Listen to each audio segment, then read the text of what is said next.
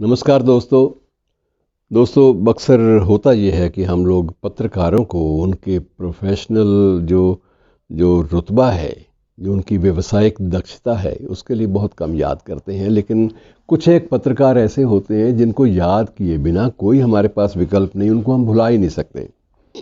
ऐसा ही एक पत्रकार जिनका मैं जिक्र आज करना चाहूँगा वो थे प्रभात जोशी जी। तो प्रभाष जोशी अपने आप में मैं समझता हूँ कि पत्रकारिता की दुनिया में एक प्रकाश स्तंभ के रूप में लिए जाते रहे हैं और लिए जाते रहेंगे।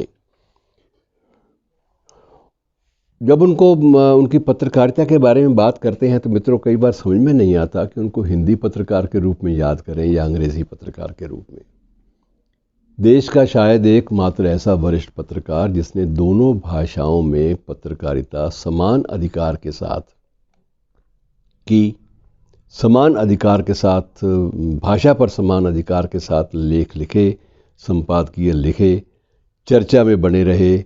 लेकिन मुख्य रूप से उनको फिर भी हिंदी के महान पत्रकार के रूप में ही याद किया जाता है, क्योंकि उनकी शुरुआत ज़िंदगी की पत्रकारिता की ज़िंदगी की शुरुआत उनकी हिंदी दैनिक से हुई थी। और वो हिंदी दैनिक वो मित्रों इंदौर से छपने वाला नई दुनिया, जिसे भारतीय पत्रकारिता की नर्सरी माना जाता है।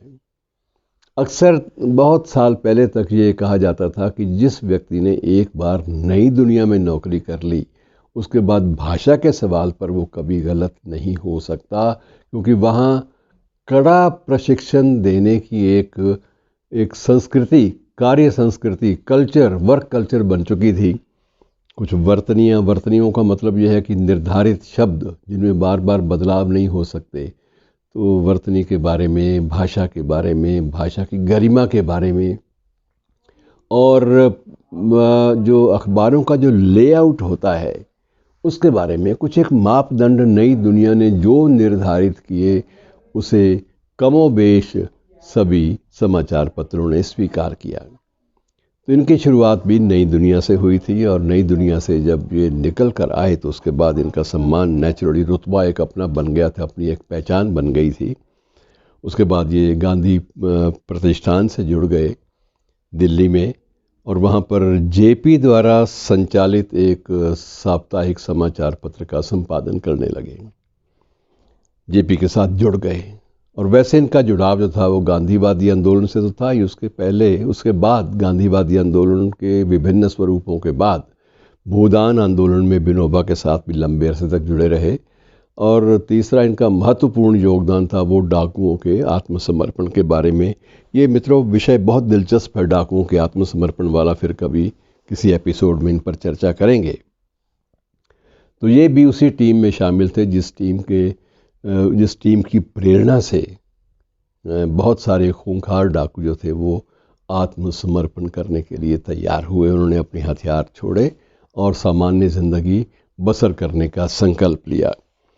जिनको कानून ने दंडित करना था वो दंड भी उन्होंने भुगता, और उसके बाद भी वो लोग उस चंबल घाटी में दोबारा नहीं लौटे। ये बात ज़रूर इनका इस बात का श्रेय जो है ये इन सभी लोगों को जाता है जिनमें प्रमुख लोगों की कतार में अपने प्रभाष जोशी जी थे। कलम के साथ साथ कुछ मर्यादाओं की बातें भी थी। इसके बाद जब इंडियन एक्सप्रेस ग्रुप की ओर से जनसत्ता दैनिक के रूप में निकला, तो उसके ये संस्थापक संपादक के रूप में वहाँ पर नियुक्त हुए। पहले संपादक थे जनसत्ता के, और जनसत्ता को इन्होंने एक नई ऊंचाइयाँ और नई गरिमाएं दी।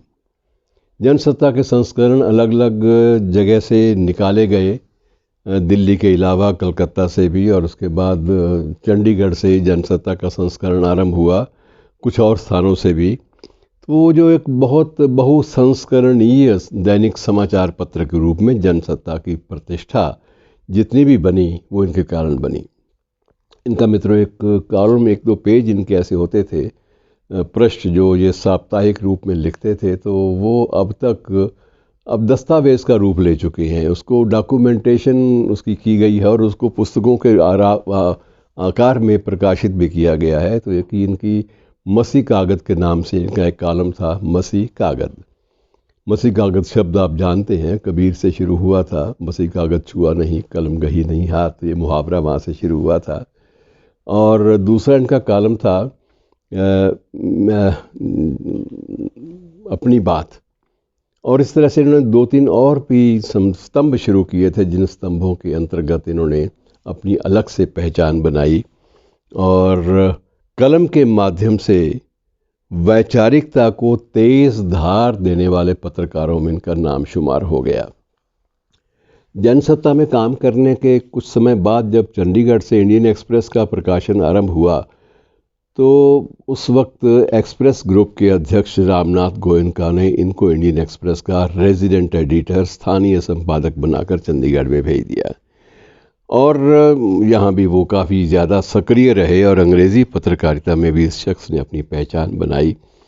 और इनके 2 प्रिय विषय थे जिन पर इनको विशेष अधिकार के साथ ये लिखा करते थे। ये माना जाता था कि इन विषयों पर सिर्फ इन्हीं का अधिकार है संपादकीय टिप्पणी के बारे में। तो एक तो क्रिकेट के बारे में इनकी जानकारी, इनकी शैली, क्रिकेट के खेल की बारीकियों के बारे में बड़ी बड़ी विलक्षण मानी जाती थी। और इनके प्रायः इनके जो निष्कर्ष होते थे उन्हें स्वीकार कर लिया जाता था। दूसरा था संगीत, शास्त्रीय संगीत। तो शास्त्रीय संगीत के बारे में भी इसलिए इनको ये माना जाता था विशेषज्ञ। ये कुमार गंधर्व के साथ काफ़ी देर रहे, क्योंकि वो भी इंदौर से थे, ये भी इंदौर से थे, दोनों अच्छे मित्र भी थे। तो मैत्री संबंध के अंतर्गत संगीत की जो शास्त्रीय विधा है उसमें इतने ये पारंगत हो गए कि कई बार ये अक्सर जनसत्ता के बरामदे में या एक्सप्रेस के बरामदे में इनको चुटकी बजा बजा कर इनको गाते हुए, शास्त्रीय संगीत की कोई पंक्ति, कोई ठुमरी गाते हुए इनको देखा जाता था। तो इतने ज़्यादा मग्न हो जाते थे कि लगता था कि आदमी ये कलम का सिपाही है या संवेदनाओं का या रागों का, क्या है इसका स्वरूप। और इतने ज़्यादा समर्पित हो जाते थे मित्रों कुछ एक चीज़ों के बारे में।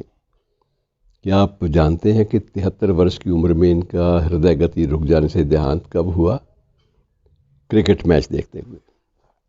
दिल्ली में ही अपने दफ्तर में क्रिकेट मैच देखते देखते इनको डॉक्टरों ने रोका था कि आप कोई उत्तेजक चीज़ ना देखें।